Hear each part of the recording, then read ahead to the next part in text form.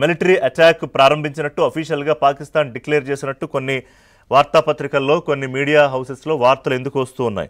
దానికి సంబంధించి పూర్తిస్థాయి మిలిటరీ ఆపరేషన్ చేపట్టామని Ahmed Sharif director general of Pakistan operation Bunyan ul Marsoos అని పేరు పెట్టినట్టుగా కూడా వస్తున్న వార్తలకు తాలూకా నిర్ధారించుకుని మనం దాన్ని చెప్పాల్సిన అవసరం కనిపిస్తోంది. ఒకవేళ ఇదే నిజమైతే కనుక పాకిస్తాన్ ఖచ్చితంగా తన గొయ్యి తాను తవ్వుకున్నట్టేనా? ఖచ్చితంగా ఋషి, ఈ రోజు మనం చూసాం ఏదైతే పాకిస్తాన్ పైన భారత్ కూడా విరుచుకుపడింది.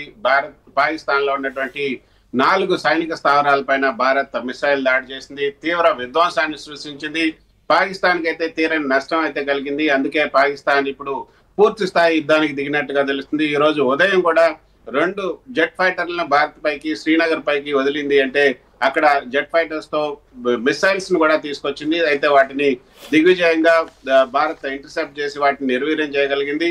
సో భారత్ ఎంత సమయాన్ని పాటించాలి, ఎంత వెనక్కి తగ్గాలని చూస్తున్నప్పటికీ కూడా పాకిస్తాన్ మాత్రం కవ్వింపు చర్యలు చేస్తుంది.